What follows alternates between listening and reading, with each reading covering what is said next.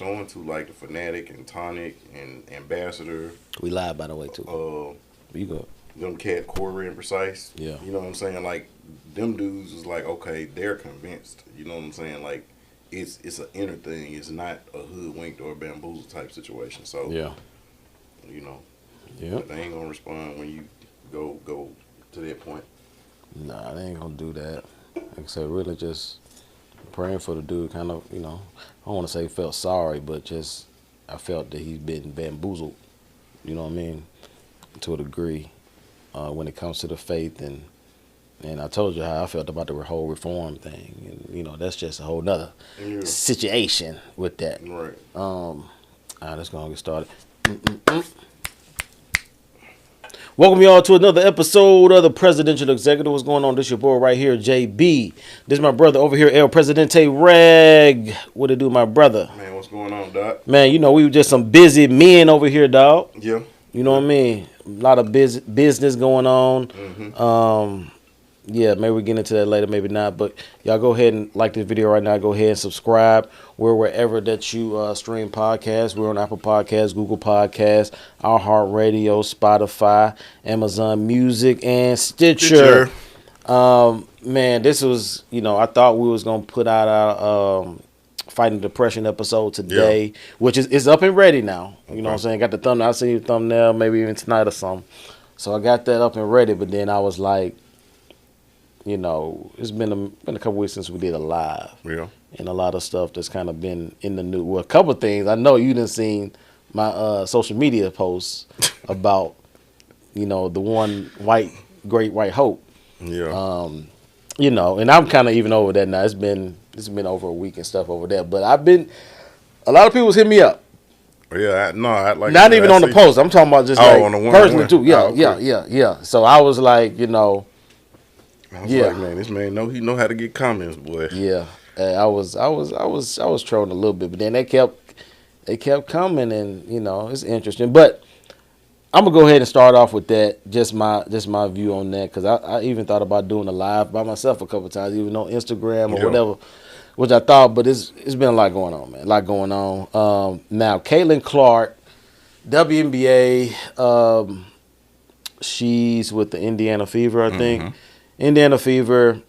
I don't even know where to start. There's been so much news kind of going on. Basically, I want to hit just on the fact of, we talked about this before, but between us, and also when we had Lexi on. Right. You know what I mean? I think I don't know exactly what you said, but I was like, I'm cool with double standards. Mm-hmm. You know what I'm saying? I'm fine with double standards.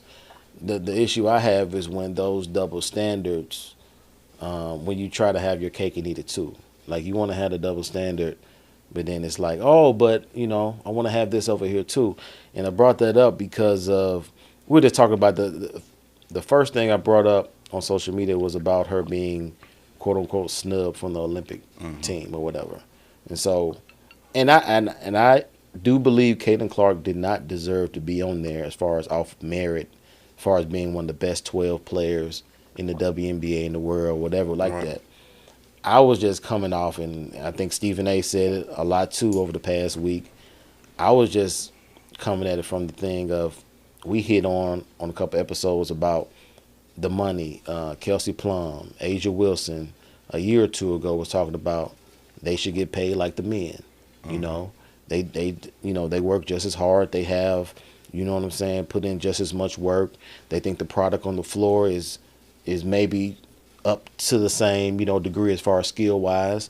And so from that point, I'm like, we were talking, so if you want that to happen, what you need sponsorships, you need endorsements, you need, you know, marketing dollars, right?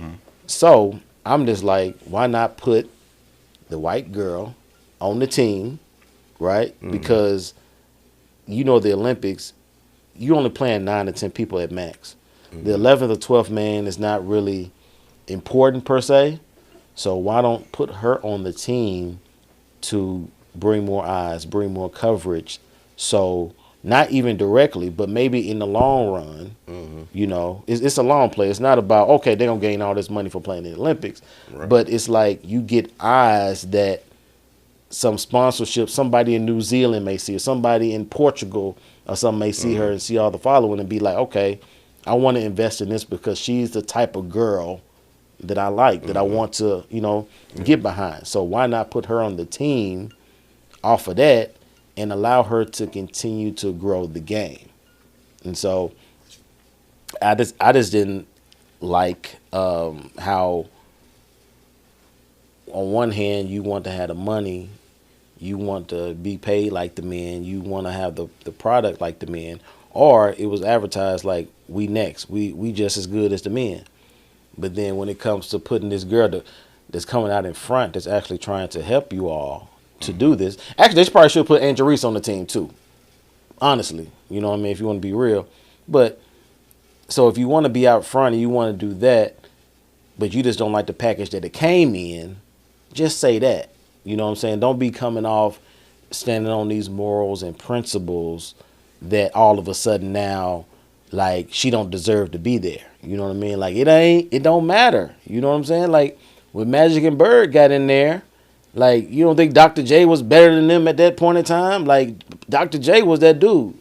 Kareem Abdul-Jabbar was that dude. George Gervin was still that dude.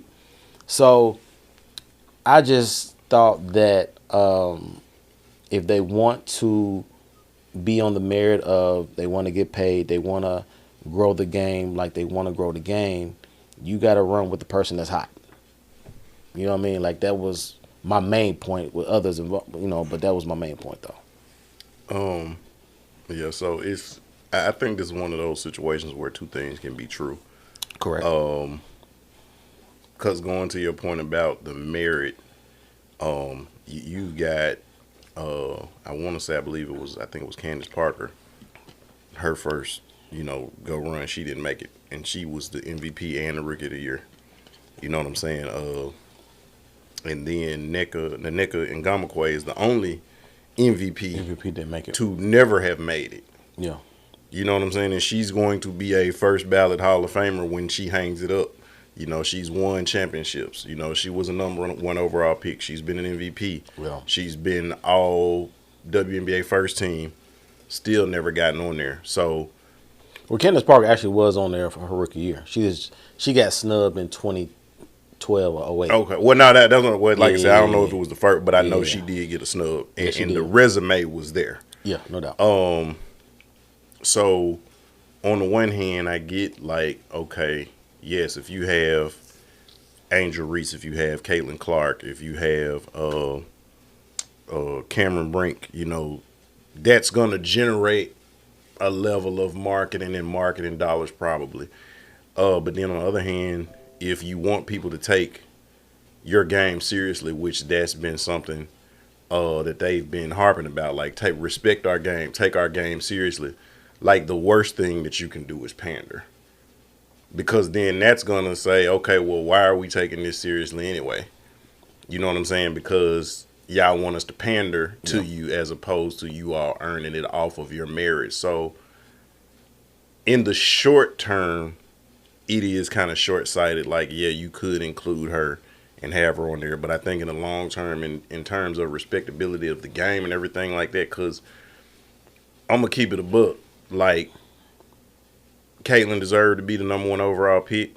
She had a phenomenal college career. Yeah. I believe that she's going to have a Hall of Fame WNBA career. But as of right now, and I would say the difference between her coming in and, like, we talked about Bird and Magic, like, Magic came in and became like the number one point guard in the league. No doubt. As soon as he stepped in. You know what I'm saying? Like, Bird was top 5 MVP voting. Yeah. You know what I'm saying? Like, they both, Magic won a championship and was finals MVP. Bird, I think they made it all the way to the Eastern Conference Finals. Like, they came in the door, those. And then somebody even brought up Michael Jordan. I saw like, Michael Jordan came in averaging almost 29 a game. 28.7 as a rookie. You know what I'm saying? Like, he came in and there was an argument at the end of his rookie year if he was not the best player in the league. Yeah. You see what I'm saying? So it's a difference in nobody right now is as much as she's getting the hype. And I don't think that's her fault. I don't think is fair. Yeah. I think that they have put this cape on her that she didn't necessarily ask for, because of her style of play and just her cockiness and her the level of swagger that she carries about herself, and so they put this cape on her and she didn't say, "Hey, I'm that, Right. I'm that one." I don't want to get Pat McAfee. You know what I'm saying? Yeah. But she ain't say I'm that. She ain't come out like that with that type of energy. But people have put that on her, and so again, and I said this before, I just don't like how people try to act like it's not a thing. You know what I'm saying? Like we knew when Magic and Bird came in, it was like the black guy versus the white guy, the kind of good versus evil thing. Yeah, and it was. You can say it's not a thing, but that is a thing. It And that's the same thing with her, to say it's not a thing. Yeah. Like, let's wake up. It is a thing. If she was, and I think you had said this, if she was another black chick, she wouldn't even be getting that hype. Because I guarantee you that people are not going to have that same energy when Juju comes in. And Juju was showing as a freshman. Yeah. Yeah, I think, honestly, with Juju, I think this transition that they're going through now, I think you say Magic and Bird with Reese and Clark, and then Juju, I think she's going to come in like MJ. Mm-hmm. You know what I'm saying? Kind of be that next iteration. And I think she's going to take it even further once she kind of get into the league. Because now, when she get in there, it'll be, 2 years from now? Because I think she was a freshman last year. So she got 3 more years. Yeah. I mean, if she, and I want to say, I think they can, now they got it to where WNBA, you can come out after your junior year, I think. Oh, they do? Okay. I don't think you have to do all 4 years. Oh, okay. Because I want to say, I don't know, it's somebody that's in the WNBA now that only played 3 years of college. Well, that'd be dope, because if she had to wait 3 years, I think that would be a little bit too much going on. I think she need to go and be in there within the next year or two, honestly. Because the old UConn coach said that he thought she should have tried to get a hardship in there this year. Yeah, I mean, Juju is, to me, and again, but that goes back to that thing. And y'all can miss me with that reverse racism crap. Like, again, black people do not run any industries or systems for us to oppress anyone. That's true. Or anything. Yeah. We can't even suppress nobody in hip hop.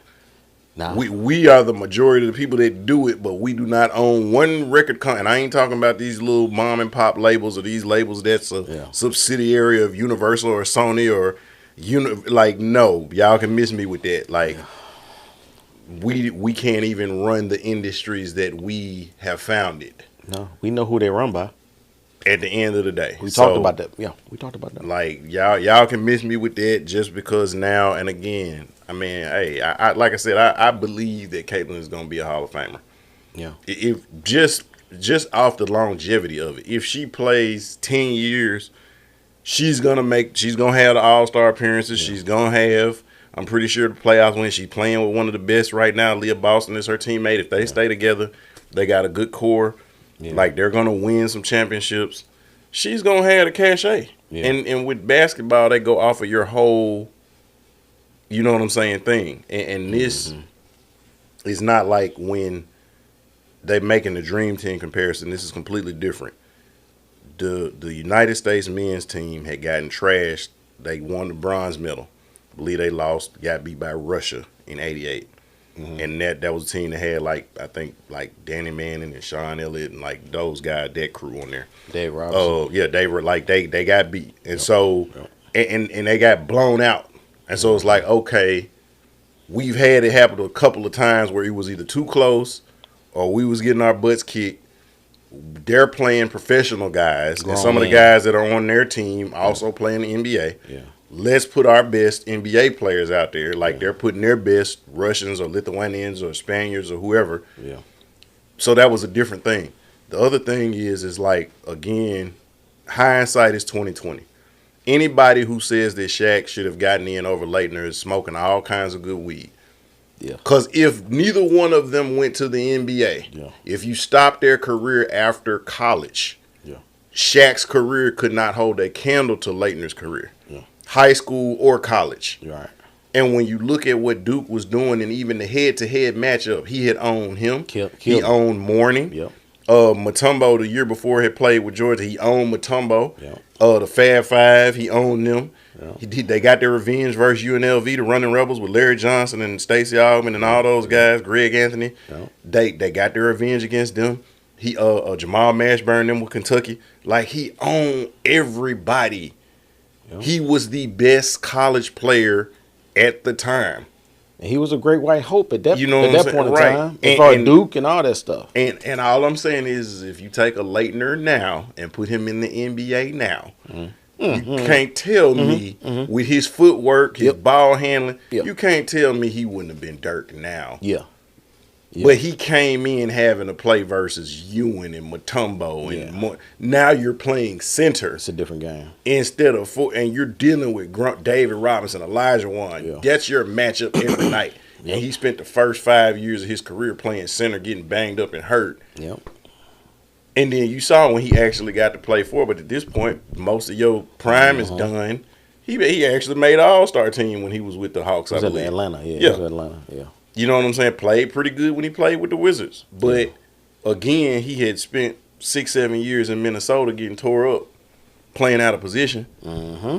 It's a totally different thing. So this whole idea of, well, they did it with Leitner, it was the reason why they kept a college player on at that time, and they haven't gone back to that, was because prior to 1992, it was always amateurs. And so they didn't want to not have an amateur, and so it was a coin flip. It was either going to be between Leitner, Mourning, or Shaq, who that consensusly those were going to be the top 3 picks anyway. Yep. The reason why Shaq and Mourning did not go is because you already had David Robinson, you already had Patrick Ewing. Was it another? No, those were the only 2 centers that was on there. Ewing, Robinson. Because your fours was like Malone, and Barkley. Yeah, those are only 2 real centers. Right. Yeah. But the difference is Leitner was a 6'11" 4. Yeah. But he could kind of play 3 positions with that international game. Yeah. So you can sub him in at the 3 and he'll be a long, 3. Or you can play him as a stretch 4. Or when you're dealing with, a lot of the European centers who are more finesse, you can play him at the 5. Yeah. That was the only thing. You pick Shaq and Mourning in that type of environment and game, they both got to play 5. And then they knew Bird wasn't going to play a lot because of his back. So, again, that's somebody else. He was there for the name. Exactly. And for his popularity and stuff like that. So it's not the same situation with Caitlin again. Caitlin is going to play in many more Olympics.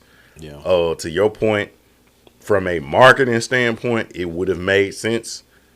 But if I'm trying to get my game to be taken seriously and I want the credibility that we're putting forth the best product, I understand why they didn't. Yeah, I'm with you. I just think Caitlin's game, her game is box office. Like, I think she says all the right stuff in public. When she gets up in front of the mics and stuff like that, she has that Jordan-esque, like, she just says the right stuff. Even though she probably don't really mean it. Like, we know Jordan did the best. He did the best face he said the right stuff, but on the court, he talking trash to you, he telling you everything about your mama and everything else. And so I'm thinking Caitlin the same way, which a lot of the girls say. She's very competitive on the court. She pushes off. She she mouths off a little bit, but in public she says the right stuff. And like I said, I'm cool with it. I just think that if you are, and I think really when it boils down to it, like with men and women, men, we're more reasonable, business minded. Women can probably be more short term thinking, just like right now in this moment.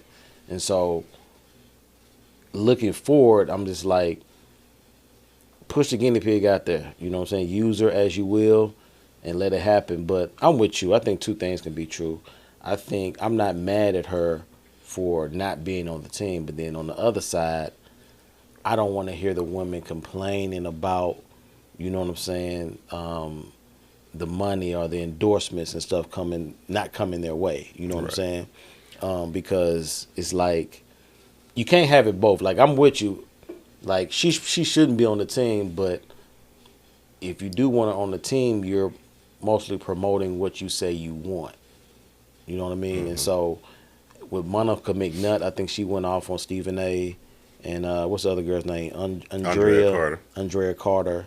And this is another thing that I think that because them two never played in the WNBA. Mm-hmm.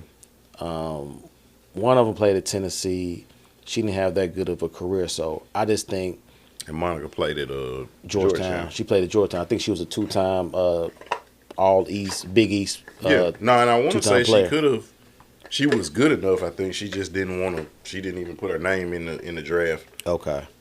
And so, and I brought that up because I think the politics of it is, if you're not of that ilk as far as being in the WNBA, I think being an analyst, you always want to be on that side of it, because now them girls in the WNBA gonna look at you like, well, you didn't play in our league. You know what I mean? So it's like that's why I give respect sometimes to Stephen A, because a lot of people, when they don't have anything else to get on him, they'll be like, well, shoot, you wasn't even on your college team. You didn't even, you know what I'm saying? But that don't mean he not right.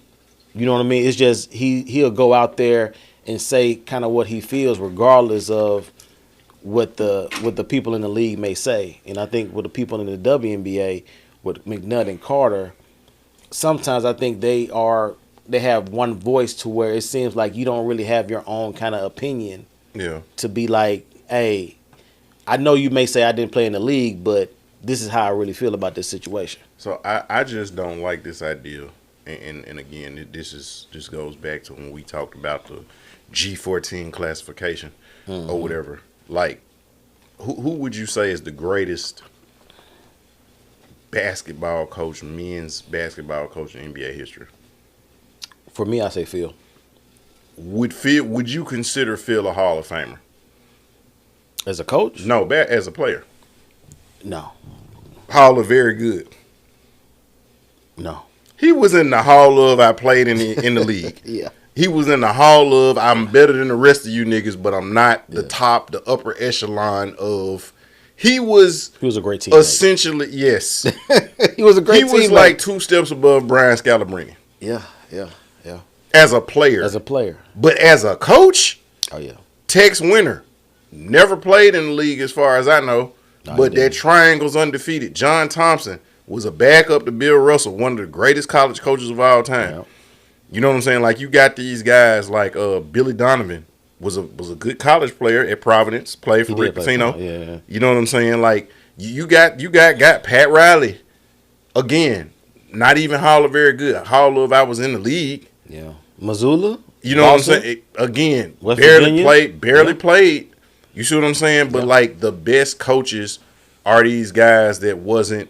Meanwhile, and we know who we consider the GOAT, the worst GM and probably owner ever. Yeah. But in terms of playing, GOAT. In terms of his executive decisions, not so much. Right. It is what it is. It's chess, not checkers. One of the best analysts right now from the NFL standpoint is not going to sniff the Hall of Fame as a player. That's Ryan Clark. Yep. But, man, when you watch this dude, he cold. He is cold. Where did he come from? He's composed, you see what I'm saying? So knows his ball. Yeah. I don't like this thing because they get on Stephen A. a lot about that. But again, you don't have had to been at a certain level. It's a lot that goes into that. Correct. It is not just because you can know the game and you not have the physical attributes. Yeah. You can also have a level of you realize, like, I'm not willing to put the work in to be Brian Scalabrine. Because everybody's not going to be Jordan. Everybody ain't going to be LeBron. You can't teach 6'9", 270. That's a God-given gift. You can't set Kevin Durant at 7 feet. You can't teach that. That's a God-given gift. But some people get in that mindset of, I'm not going to put in, you know what, the amount of hours in practice that it will take for me just to be coming off the bench, just to be Pritchard for Boston. You know what I'm saying? Just to be a Royce O'Neal. Yeah. Like, and these are people that the casuals have no idea who they are. A lot of people don't even know Joe Mazzulla actually played ball. Yeah. You know what I'm Huggins, saying? West Virginia. You know what I'm saying? Yeah. Again, like a lot of people don't know that a lot of these coaches actually used to play and they only got to a certain point. And for me to say I want to put in hundreds of hours in the gym like a Kobe, like how Gilbert Arenas used to say he did, But to know I'm not gonna be Kobe, I'm not gonna even be Gilbert Arenas. Mm-hmm. You know what I'm saying? Like my best case scenario, I might be Janario Pargo. They used to play for the Grizzlies. Mm-hmm. That's my bet. I may be Antonio Daniels best case. I may be Brevin Knight best case scenario. And some people say, you know what, I'm good with that. Let me get into again. Great, one of the greatest NFL coaches, Mike Tomlin, never played in the league. Raheem Morris. Everybody talks about how great Raheem Morris is. Raheem Morris never actually played in the league. So Tony Dungy again. Now he played, but he wasn't like that. Nobody's going. He ain't a Hall of Famer. Yeah. So because you brought up how they get on Stephen A. Like, I don't like this narrative that you have had to have been at a certain level, because we've had players like Orion Hollins, who had some of the dumbest takes ever. You know what I'm saying? Brandon Marshall, who should be a Hall of Famer, has had some of the dumbest takes ever. Correct. You know what I'm saying? Like, you got guys who you can't tell me they don't know their sport, but you can't, just because you can physically get out there and do it, don't mean that you mentally know the inner workings of it. Now, don't get me wrong. I don't want to cut you off, but I think it's a cherry on the top if you did play that sport. Mm-hmm. It gives you credibility to the casual fan that's watching the sport or watching ESPN or something like that, to be, he played for my favorite team, so and so. So I gotta believe what he say, but that don't necessarily mean they right. And I see with the women, because I think women are different beasts, because McNutt and Carter, I think sometimes they can kind of, they don't want to teeter that line to be like they going against anybody in the WNBA, because they don't want they're being real emotional. Yeah, they don't want the women, because women can be petty. Let's just be real. Mm-hmm. Women can be petty. So if you hear McNutt or Carter say anything crosswise about a WNBA player, what's gonna be the first thing they think about? Oh, well, she ain't like us. Right. She ain't playing in the league with us. She was barely. I think Carter did 6.4 points her whole career in Tennessee. You know what I'm saying? She barely played. She got injured and stuff like that. So it's like, I want analysts to be more like a Shady, even though Acho sometimes be teetering the line sometime, but he gonna say what he feel on the situation, Acho no matter. Was bordering Jason Whitlock territory. I don't say that now. He close. He ain't far off. He might be. I respect him, but sometimes he be real. Yeah, he be like that sometimes. He be like that sometimes. But I wanted this to talk about that. Just for a second, actually, probably went a little too long. Oh no, but to that point too, going to your point to the marketing thing. Yeah. To me, because I heard somebody talk about how it's a lot of LGBTQ plus women in the WNBA.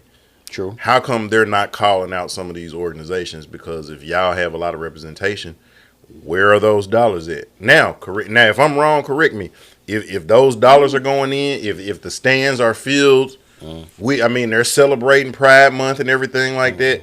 But if those organizations aren't pumping dollars in, because that's your biggest, that's where you can find more. You ain't got to find the Pride Parade. Like, go to a WNBA game. And I'm not trying to be facetious. I'm just saying, it's a lot of them. Yeah.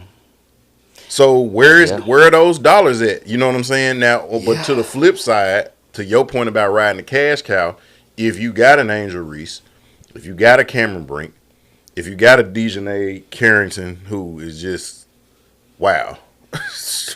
Yeah. Everybody be talking about Angel Reese. Dejanay is the greatest. Yeah. Dejanay is just fine for no reason. No lie. But, again, if you got,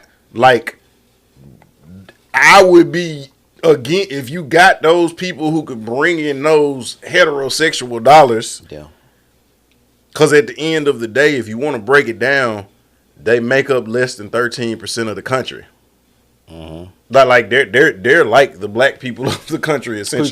The LGBTQ community. Yeah, okay. It's not as much as as much as they are pandered to, is not as many of them as it is. You would think that, it's a whole lot. It's half of the United States. It's not. No, it's not. Okay, so if, again, for the most part, America is still predominantly a heterosexual society, y'all need to manipulate and monopolize those dollars. Yeah. Even though y'all's league may be predominantly LGBTQ plus, a lot of y'all audience is not. And it's a lot of people who are not saying nothing because they don't want to go against the grain and go against the tide of what society, like how you talked about how Monica and Andrea don't want to ruffle feathers. There's a lot of people who ain't saying nothing because they don't want to ruffle feathers. Mm-hmm. But that's not the United States. Right. So you need to use your Angel Reese's and your Cameron Brinks and your Dejanay's and Asias and everybody else that men like, and it's like, use those people to get those Maybelline dollars, right, and those Pantene Pro V dollars and those Skims dollars and those Victoria's Secret dollars. Yeah. That's major money. And those women probably actually look good wearing that stuff. Yeah. Man, get that money and increase y'all game so y'all can get paid. Even because, again, women outnumber men on the planet 15-1. Mm-hmm. Y'all can get paid more than the men if y'all really about y'all hustle. Right. But is it more about being easy a spokesperson for LGBTQ plus stuff, or is it about getting your money? Because I don't think, I think I brought this up in another episode, no matter, even if you are in the LGBTQ plus community, like, still sex sells, though. Mm-hmm. Like, people not trying to look like, one of the women on Set It Off. Like, they want the women that are like that, but they still present themselves as feminine. Okay, but to that point, you know what I'm saying? On Set It Off, it was one. It was one. The other three was bad. And Queen Latifah's girlfriend was bad, too. Her girlfriend was. I'm saying, correct. But Jada, Vivica then, that Vivica was, that she was a fox. Yeah. And then Kimberly Lee's TT. Yeah. You know, that around the way girl, like, she would have been somebody, like, she was the one with the kids, she definitely would have been. I see why she was somebody's baby mama. See, that's what I'm saying, like, but I think they would be going after Queen Latifah's girlfriend. Right. More than probably going out to Queen Latifah, just because, just the essence of it, her look, and just she just bad, right? Mm-hmm. But I'm with you, man. Like, I think we've been talking about this last couple of years. I think the WNBA is actually going in the right direction. Yeah, they're going in the right direction. I just don't want them to make any hiccups. And just like whoever's in front, man, just let them go. Just like with you, when we do the clips and do stuff like that, I know you get to going. You know what I'm saying? So if I do that, I'd put more clips out of you. You know what I'm saying? If you, the one, help put us out to the universe, to the algorithm, what it is, that's what it is. It's bringing me up too. You feel me? We on the same team. And vice versa. Right. You know what I'm saying? So it's like, that's the point that I'm making. Like, okay, hey man, Todd. Let's say we got Todd on the show. People hitting us up, millions of views. Like, man, where Todd at? Yeah. Bring Todd back on the show. Mm-hmm. Okay, Todd, come back on the show. You feel me? Like, it's not a he go up, we go up. Right. Exactly. You know what I'm saying? That's all I'm saying. It's like we can get jealous and unfortunately, like, we know women got a little bit more of that in them than we do. Not saying men don't. Men hate, men jealous too. But it's a different level though. It's a different level. All right, next here, man. I want to talk about this. You know Tony Evans, right? Right. Okay. Tony Evans is a famous pastor in a Dallas church. I think it's in Dallas, in Texas, though. I believe it's in Dallas. He recently stepped down from his congregation. What's the name of the church? I think it's South Lake. Maybe don't quote me on that. But he stepped down from his church, saying that. Actually, let me read it. Let me just read this. It says, according to people, Pastor Tony Evans is the most recent celebrity pastor to admit that he has committed a mystery sin. Evans is a long time. Is it Oak Cliff Bible Fellowship Church? Oak Cliff. I was just about to say. He said he is the longtime senior pastor of Oak Cliff Bible Fellowship Church in Dallas. He's an author, speaker, radio host, and former chaplain for both the Dallas Cowboys and the Dallas Mavericks. In a statement, he said, "The foundation of our ministry has always been our commitment to the Word of God as the absolute supreme standard of truth to which we are to conform our lives. When we fall short of that standard due to sin, we are required to repent and restore our relationship with God. A number of years ago, I fell short of that standard. I am therefore required to apply the same biblical standard of repentance and restoration to myself, that I have applied to others, he said in a statement without providing details about the nature of his transgression. Now, I'm not the one to speak on, or I want to say like, I don't want to say judge either, because as believers we are supposed to judge. We're supposed to just judge righteously though. But to this, I'm a Tony Evans supporter. Like his word. Actually, one of my friends sent me a message of his he did about a couple months ago talking about marriage covenants and stuff. And so he's been real good as far as preaching the word, making it plain, making it alive, being articulate. But my only question is I almost kind of hate when stuff like this kind of come out, because just from what I read, and you can correct me if I'm wrong because you went to seminary, you know what I mean? Like he said, we know what the word is, and I think everything he said, you said on this show, as far as, the requirement or credentials it takes to be of the clergy and to be, in that type of position. But when I hear something happened a number of years ago, this is just in my mind. I'm not putting any accusations or anything, but in my mind, when I hear that it's like, oh, somebody about to start talking. So I'm getting ahead of it before, you know what I'm saying? Right. It kind of gets there. Right. That's just what I hear. Whether that's right, wrong, or indifferent. Because when I hear something that happened a number of years ago, and that's a statement that he said, I'm like, I think that's admirable. But then it also makes me think, like, why old baby about to come out? Yeah, why are you kind of coming out with this right now? You know what I'm saying? Not, because we don't know. I'm just assuming, but I'm just telling you the first thing that come up in my mind when I hear something that happened a number of years ago.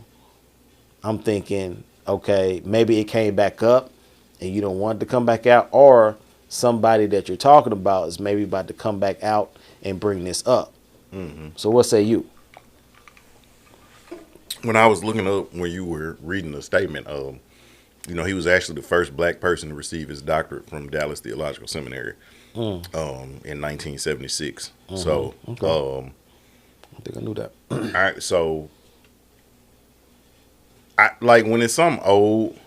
Again, like even certain crimes, with the exception of murder, all have a statute of limitation. Mm-hmm. Like at some point, it's like so much time has passed, like it doesn't even matter. So to your point, either somebody's about to start talking, it's going to be something that can expose or, do that, because again, and when you say years, plural. He said number of years. A number of years. So now we're at least talking about 4 to 5. At least. Minimum. At least 6, 7. You know what I'm saying? Like, and that's when you say a number of years ago. Yeah. You ain't talking about 2. That's a couple. Yeah. You know what I'm saying? A few is 3. Yeah. You know what I'm saying? A handful is 4 or 5. Some is 4 when you plus. say a number is like, so it's almost between 6 and 10 at least. It may be decades in there. You see what I'm saying? When I say a number of years ago, I'm thinking that's at least 6 though. Yeah. You know what I'm saying? 6 to 20. Yeah. In between, somewhere around there. Right. So like, like you talking about 20 years ago, like hell, we ain't even got the kids we got. You know what I'm saying? 20 years ago. Yeah. You know what I'm saying? Like, yeah. Just made me think. I don't like again. I just feel like you said this at the start of season 4, exposure season. I feel like that when something like that happens, that's what it is. I'm gonna keep it a buck at 74. Yeah, 74. Yeah. I don't know. I just feel like not to say you're done, but I feel like at 74, you should be transitioning out anyway. Yeah. You know what I'm saying? Like you talking about running the flock. When I say young man's game, I don't mean young man like 20, even 30. Yeah. But I would say between 40 to 70. Yeah. I feel like should be that passer. And then once you get over, you in that 70, 75 range, if you're still in it, at that point you should be an elder. You should be somebody that they're consult. You're like the wise man. You're like in and out. You know what I'm saying? as you Like, want yeah, to. of course, maybe teaching the class here and there. You know what I'm saying? But Yep. you're being consulted, maybe doing some counseling. Yep. You know what I'm saying? But like the person that's spearheading the ministry, not to say that you're done, but you need somebody that has the energy and the vitality to be mantle out there running. Because that's You know what I'm saying? Fred Price was doing that because I think when his son took over, I think maybe Fred Price was like 75, 76 Right. or something. And so the last 6, 7, 8 years of his life, he wasn't the head of Crenshaw. of Ever Increasing Faith Ministries. He Right. was like you said, he'll do a Bible study here and there Right. or do something like that. So, like I said, for me, I don't know. You know what I'm saying? When stuff come out like this, I'm not surprised because it's another pastor that had some similar. I'm not sure if you heard of Pastor Robert Morris from Gateway. He came out with something recently, well, actually a couple of days ago. Let me read that. Robert Morris has resigned as senior pastor at Gateway Church in South Lake, Texas, 3 days ago after confessing to engaging in sexual behavior with a child over the course of a few years in the 1980s. The board of elders at Gateway made the announcement Tuesday in a statement to NBC News. The elders' prior to understanding was that Morris's extramarital relationship, which he had discussed many times throughout his ministry, was with a young lady, quote unquote, not abuse of a 12-year-old child. Even though it occurred many years before Gateway was established, as leaders of the church, we regret that we did not have the information that we have now. Now, what's not in here, what I didn't read, actually the victim, she came out because she's like 50 some years old now. Right. And she came out and said from 1982 to about 1988, she was like molested, abused. Her dad was actually a part of the church that he was in at that young time as he was a young minister. And so she said, no. Morris said they didn't have sexual intercourse, but the girls was like, they didn't have intercourse, but he fingered her and, did all that stuff, which is like, a type of that, especially at that time when you're 12, 13, whatever years old. And he ended up just resigning because before he brought out a statement, he said he was stepping down. This came out today, was talking about that he's resigning. And so just for me, I don't know, like I'm familiar with Robert Morris because he's actually Mike Todd's, I think, I want to say mentor, but like he used to be his pastor. He kind of came up under his ministry. You know what I mean? And the dude I listen to a podcast a lot, Tim Ross, he went under, and he was part of his ministry too for some years before he went back on his own. And so now, I don't know which one came out, whatever, first, but this kind of seems like to me one of the same things as far as like getting ahead of the traction before everything is kind of spilling out. Not saying, I don't know any of these men, and I just want to say this, like, I think we all flawed, bro. You know what I mean? At the end of the day, we all have our thing. We all fall short of that standard. But it's like when I hear stuff like this, and I know it triggers you to another degree because, you were sexually assaulted, you know what I'm saying, or abused, however you want to name it, as a young child. And this young lady, if you get a chance, maybe I put the link up below or in the video or whatever, but she came out with some statements in the comments talking about how that kind of scarred her for some years and how, and I think Robert Morris actually said that he got the blessing from the victim's dad to get back in ministry because he sat down for 2 years, I think from 87 to 89 because of this transgression. And then the lady was like, her dad never gave his blessing or anything like that for him to get back into ministry, and she think it's appalling that he's actually still teaching and doing all this stuff. But it's just another one. And just like you said, we said this whole season, this is exposure season, bro. Like, and whether or not I give credit maybe to some of these pastors and stuff for kind of getting ahead of it, because they don't want to end up like a Carl Lentz. If you remember what happened to Carl Lentz years ago with Hillsong, with him and his church.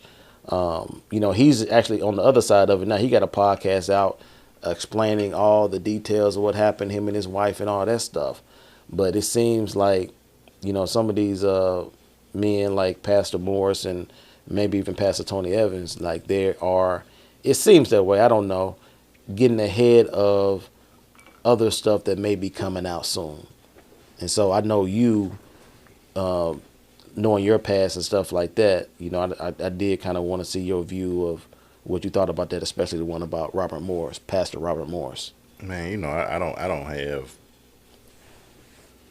and for somebody who has experienced all of God's grace and mercy and forgiveness, certainly for nothing like that, but just doing things out of the wrong motive, doing things that would be considered felonious crimes or whatever, like, Yeah. and you getting a pass and not having to suffer the consequences of, stealing something out of a store, or it's a house in foreclosure that, you know what I'm saying, like the people stuff still in there, you breaking the house and steal some stuff. Like, I've done that type of stuff. You know what I'm saying, and didn't have to pay the consequences of that. Yeah. You know what I'm saying? I've driven the car for the dope. Well, I drove the car with the dope in it from point A to point B, and I didn't have to serve the consequences of that. So I've experienced God's grace, even being in places I ain't have no business being. When you hurt a child, in any type of assault, It's different. Because It's it's not, you're forcing somebody to do something, or you're coercing them into doing something. And so again, like with me, again, our culture, like if a woman does it, they're like, oh nigga, you lucky. Like, I'm lucky if I'm 15, I guess, or 17 maybe. Still a child, like, you know what I'm saying? Like, but I'm mannish anyway. I'm trying to do that anyway. You know what I'm saying? I'm making rude and inappropriate comments anyway at 17. Yeah. But at 4, You don't know. I'm thinking about G.I. Joes and going. At 6, I'm trying to watch Heathcliff and Garfield. You know what I'm saying? Like, I'm not and I was in a position just like the young lady was, with somebody probably that she trusted. Yeah. You know what I'm saying? Like, the people that that was was with me, like, this is a babysitter. This is somebody that's highly recommended. You know what I'm saying? And so it's a level of trust that goes into that. And so then when that innocence is gone, the level of, like I said, for me, I suffered for insomnia for years. That affects me to this day. Like, I can't go to sleep before 1, 2 o'clock in the morning to this day because of that. And that comes back to being nap time. Like, I'm staying up because I think something is going to happen to me, so I got to be awake. And so, like, I could be physically exhausted, but, like, I got to be awake because it's like something is going to happen. Even though now, ain't nobody doing that to me now. Yeah. You think the insomnia stuff came from probably with the abuse stuff? Oh, like, prior to that, I never had problems with that. Okay. I never had problems with that. That's crazy. So, you know what I'm saying? If it's that kind of a situation, I know the way God looks at it, one sin ain't bigger than the next one. Yeah. A liar is on the same level as an adulterer. An adulterer is on the same level as a murderer. A murderer is on the same level as a rapist. A rapist is on the same level as somebody who's cheating on their taxes. Like, God doesn't, we put levels to it. And we have to understand that. So on the one hand, I get that person's sin is no different than anybody else's. And it's an old saying that goes, and Pastor Moss actually he didn't say it this way, but it's basically like, don't judge me because I sin differently than you. And so it's real easy for us, and I'm not sympathizing or empathizing with people who hurt Yeah. children or who sexually assault or molest people. But it's real easy sometimes for us to take the moral high ground and say I'm better than you because I don't do that. It goes back to, you remember our boy Bizzle. He had a line in the song where he said, even the liar says, at least I don't steal. Even the thief says, at least I don't kill. Even the murderer says, well, at least I don't rape women. Even the rapist says, at least I don't rape children. Like, and then he says, is that what we doing now? We're comparing the sin, who see who's more living foul. Like, that's essentially what we do in the world. We sit up and we take a moral high ground, and just like we see with our boy Diddy, I'm beating the hell out of somebody, but I'm better than you because, well, at least I'm not Bill Cosby and somebody. And Bill Cosby's like, well, at least I'm not OJ. You know what I'm saying? And OJ is like, well, at least I'm not the Catholic Church. You know what I'm saying? Like, everybody's like, we're trying to pass it off like I'm better than you because I don't sin like how you sin. Right. And it's all wrong. Yeah. You know what I'm saying? And so I don't know what the statute of limitations is on that, but if it is some criminal prosecution that needs to take place for Robert Morris, you know, if he feels like, if you really are contrite about what you're doing, turn yourself in. Yeah. You know what I'm saying? Like do jail time, and guess what? God forgive you, and guess what? Maybe there's a lot of inmates in there who you can impact when you go serve your sentence. But if you're really contrite, turn yourself in. You know, Tony Evans, I hope that's not anything like with that. But if you're really contrite about that, turn yourself in. Do what the law says you're supposed to do, because in scripture, like when you look at a situation like with David, when he got exposed, and David was somebody who got exposed, like the difference is David, it wasn't 20 years that passed. Yeah. You know what I'm saying? Like the baby had just died. He sent Uriah out to get killed. He married Bathsheba. He's thinking like, I got away with it. So we're talking about maybe within a year. So within 12 months of him doing his dirt, the prophet come to him and is like, hey, you foul. You know what I'm saying? But like we talking about within 12 months. You know what I'm saying? Even Judas he tried to make his situation, but guess what? He got exposed within the 3 days. Yeah. You know what I'm saying? Like it's a thing of that. So now you talking about 20 years, like from 82? Because the girl now I'm looking at, her name Sydney Clemmy Shire. She's now 54 years old. Right, and so, but that's going back to, if she was 12 and 82, then she would be in her 50s now. Yeah, yeah.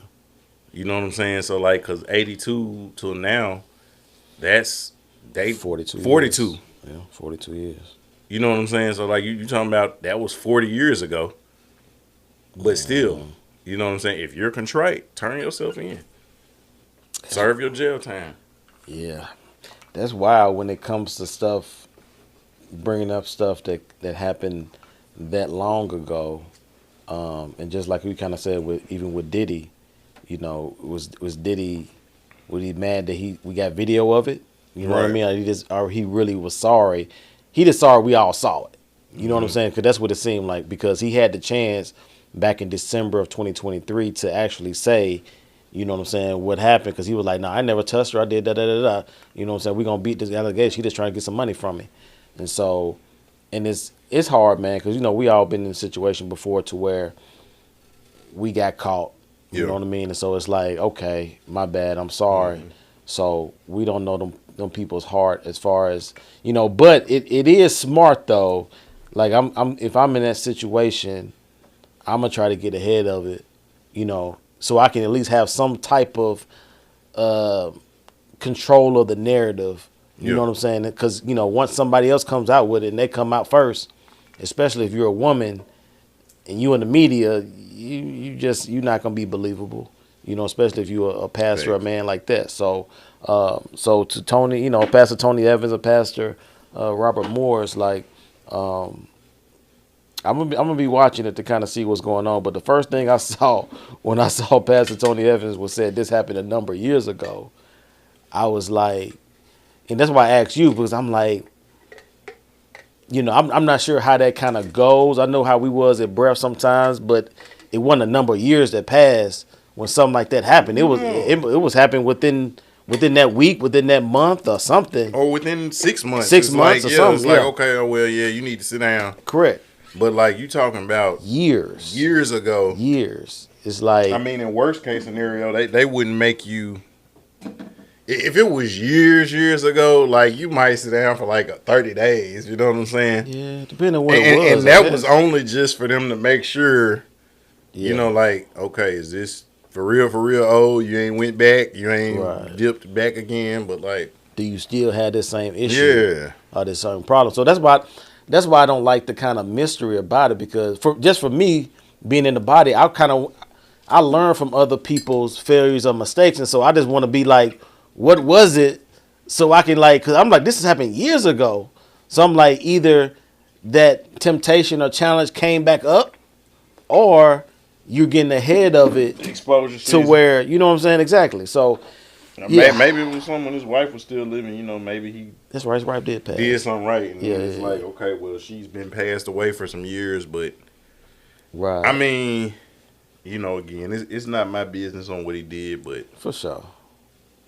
I would say if it isn't to be honest, if it isn't something to where you feel like you're gonna be exposed, it ain't no reason for you to put a big in public. You know what I mean? So that's my thing. Because you almost halfway to 80. Yeah, he's about 75. You could just say, hey, I'm stepping back and letting some younger people have it. Yeah, and be done with it.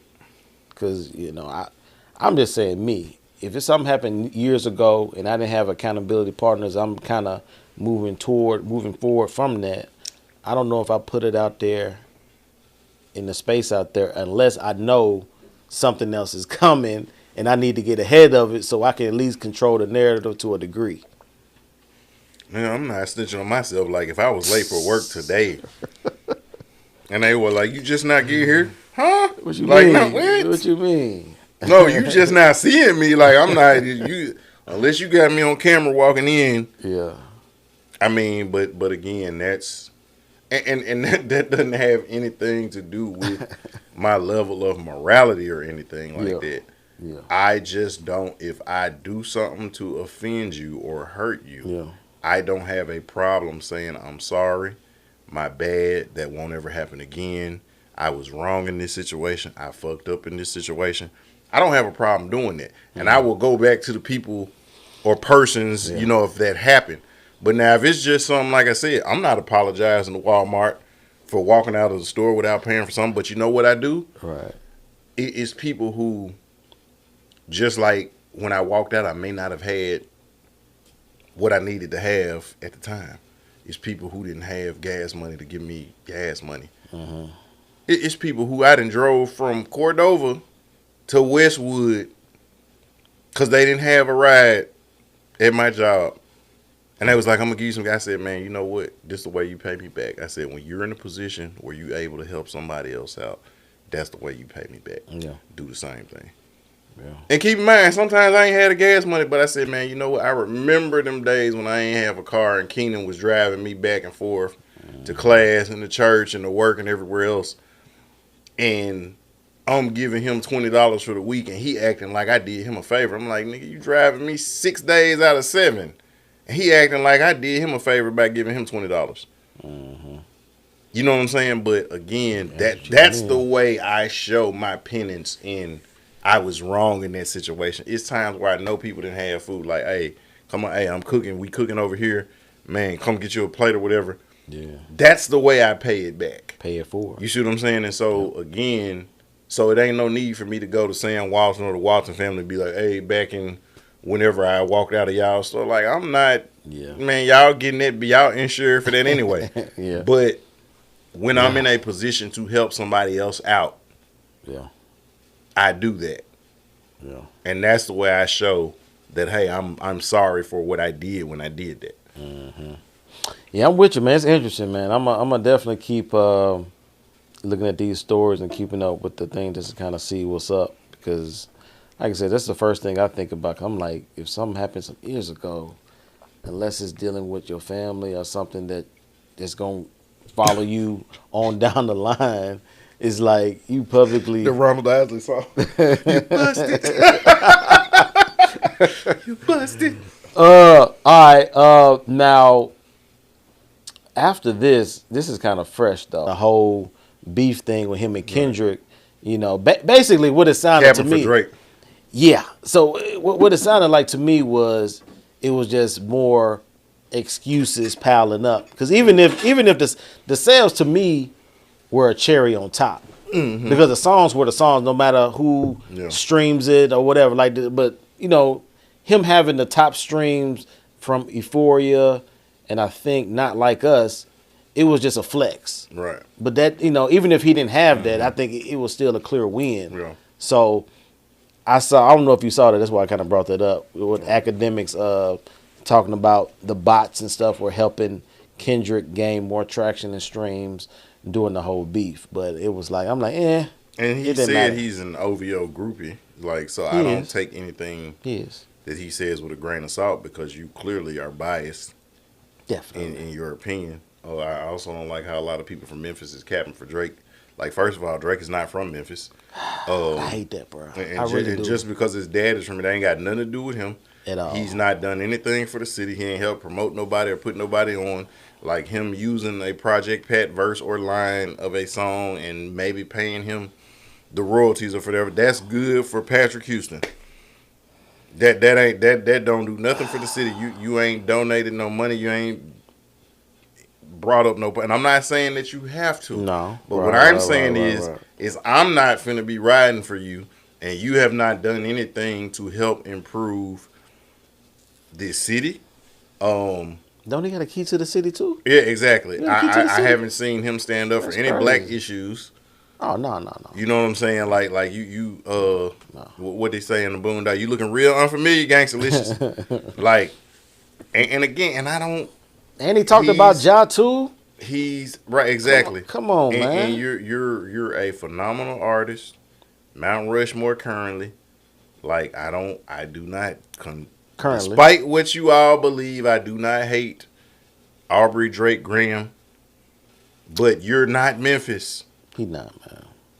Period. I know I don't sound like I'm from Memphis, but I guarantee you I didn't impact more Memphis lives than Drake's have. No doubt.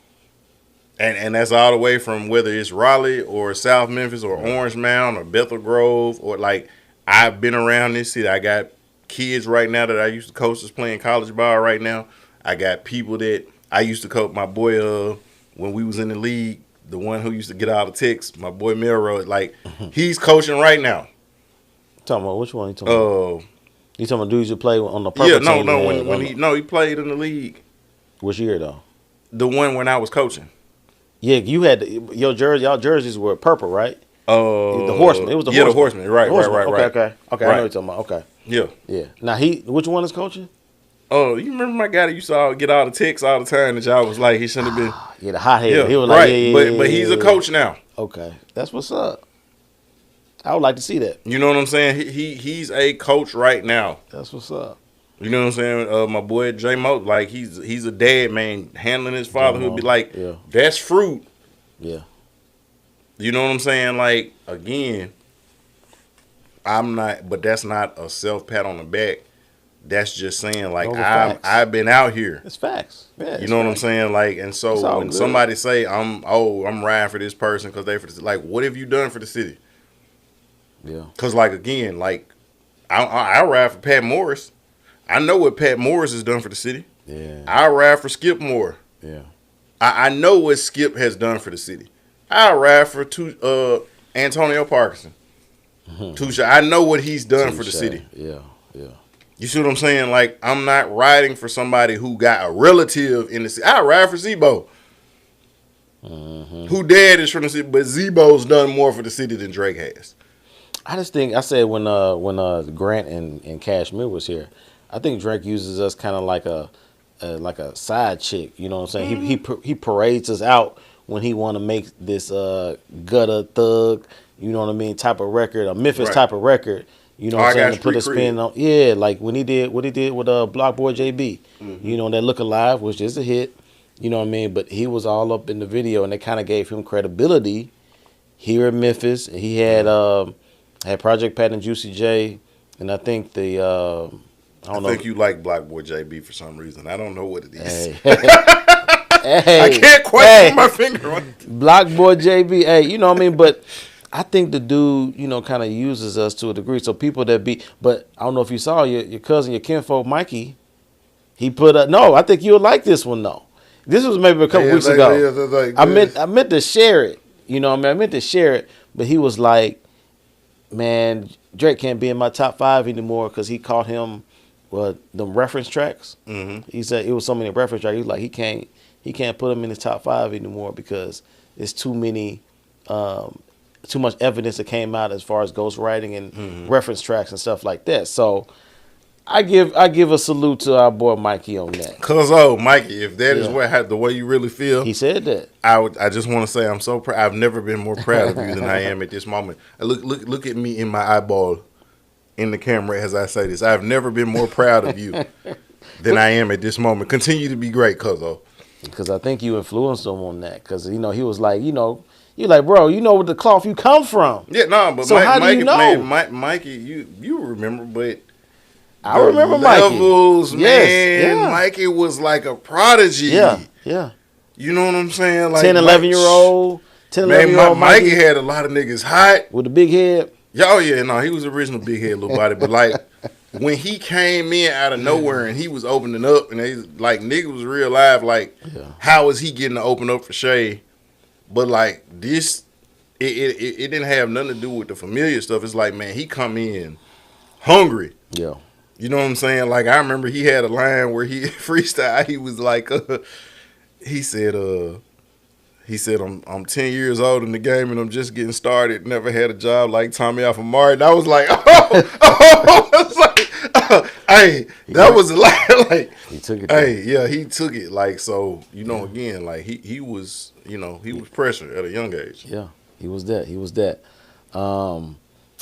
Anything else, Rag, you got that you saw? Because I know you listen to a lot of stuff while you on the line and stuff like that you want to mention real quick. It's just so, it is just really my disappointment, and we you know, we don't want to beat the dead horse with a stick with the Diddy allegations, but there's been a lot of his old bodyguards and stuff coming forwards. Of course, Gene Deal. Gene, I'm about to say the dude. He Gene, was one initially, but then Roger Bonds, who came in after Gene. Roger Bonds. I would just say to anybody, man, if you're around somebody and you see that type of stuff, man, don't. Because it's like now, it's like, oh, well, yeah, I saw this, or I saw bruises, or I saw black, like, man. It's easy now, though. I think it's easy. I don't hang around anyone. I don't have anyone in my circle that I can say that I know definitively they're abusive to their significant other, their spouse, or their whoever. Yeah.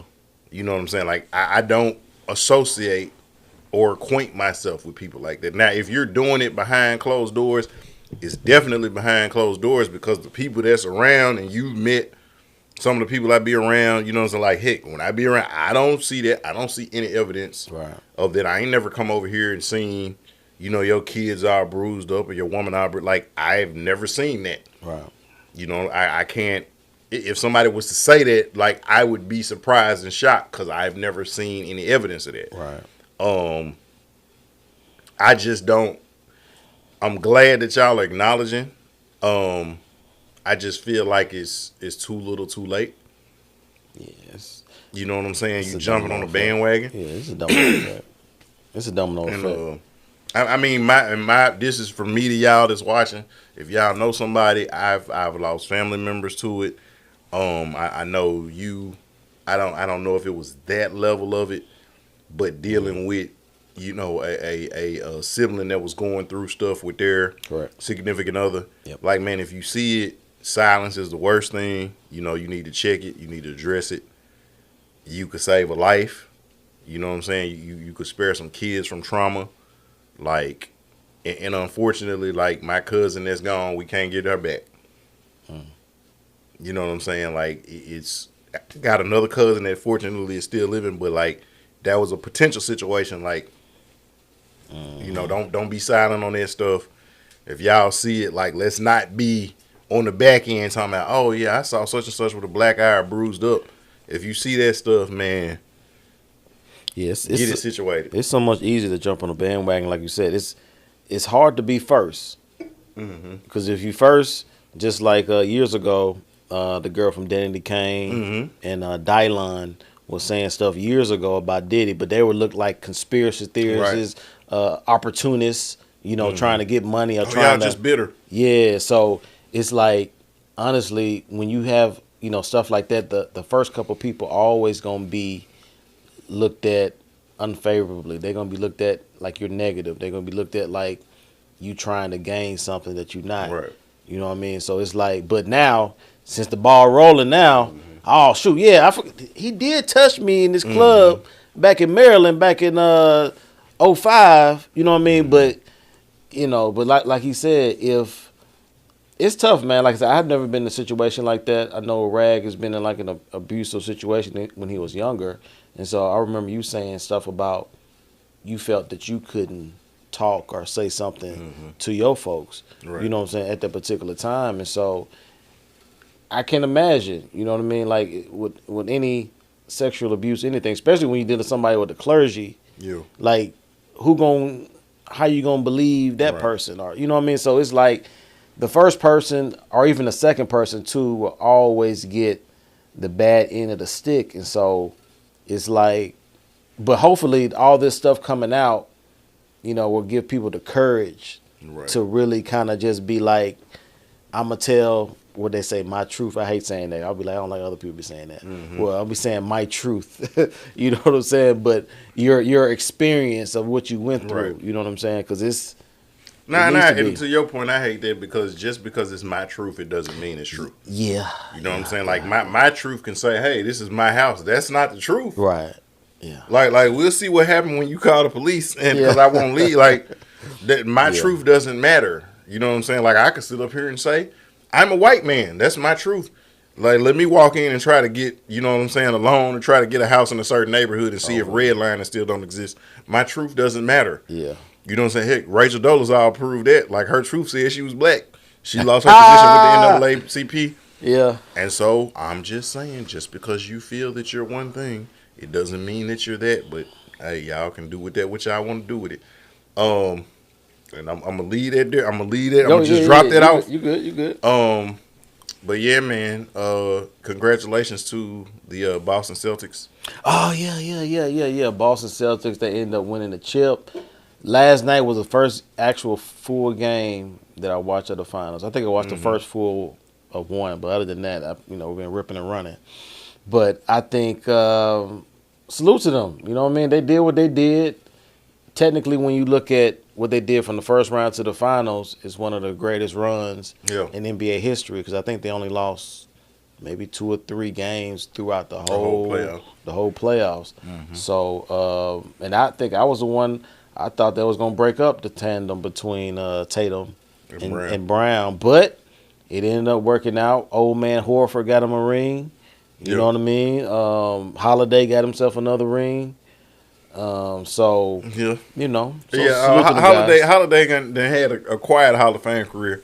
I'm not gonna say he first ballot, but like when you look at his I'm just saying with his like being an all defensive player, how many all defensive teams he's made.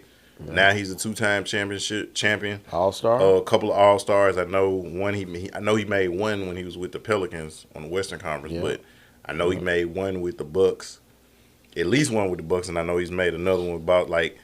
I think he made an All-NBA team one year. Yeah, I mean when you look at his resume, he gonna get it. You know what I'm saying? Like he's gonna have the cachet. He gonna get it. And of course, to me, Jaylen Brown and Jason Tatum are just adding to their resume. Yeah. If it wasn't already, I'm happy that Jaylen Brown got the MVP because the narrative around him is that he's not marketable. Yeah. I didn't know coming out of high school that not only was he the #1 player in Georgia, but he also graduated at the top of his class. He went to Cal, didn't he? Right, then he goes to Cal, Cal, Berkeley, and he had other schools that were trying, like the Dukes and the SEC schools trying to get him, but he goes to an academic school. And also, you know why they not kind of giving him the pub the way he did, because he didn't take the. Oh yeah, no, he didn't do that. You know what? Right. So. But then, like this dude was like he did like Josh Dobbs, like he was doing the thing with like NASA. NASA, what's that? You know what I'm saying? Like the space program. Okay, yeah. Okay. You know what I'm saying? Like this dude, but that was one of the knocks of him coming out in the draft. Was like, oh, he's too. We don't know that basketball is his number one priority.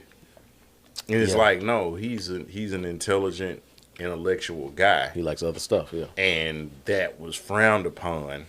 And that goes back to something that I think Rasheed Wallace said back in the early 2000s, like the NBA likes them young and dumb. Correct. You know, and so when you get somebody that comes in, like LeBron was an anomaly, they thought he was going to be young and dumb. They didn't know he had a whole team around him. He had a whole vision and plan. Yeah. They thought like, oh, okay, we finna get it. No, and LeBron ended up, he's a billionaire. Yeah. But you look at a Jaylen Brown, oh, okay. No, he's not. He young, but he ain't dumb. No. So again, I'm happy for him. Like I said, I'm happy for Tatum. Porzingis, because Dallas really dropped the ball. Yeah. Because they had Jalen Brunson and Porzingis. Yeah. Ooh, yeah, they did. They had Brunson, Porzingis. Yeah. Yeah, man. So salute to Boston, man. So now we coming into a season to where it's gonna be real dry. Sports wise, at least for me, I don't get into baseball until maybe September-ish when it's like World Series and stuff. Tennis ain't what it used to be. My boy Nadal about to retire. You know what I'm saying? Yep. You know, so, you know, the NBA draft is coming up. Actually, and the Olympics too. The Olympics. So that is something in the summer to kind of get into, at least for myself. But yeah, man, I think that's all. That's all we got for right now. Check out next week. Next week we are going to put out the Fighting Depression.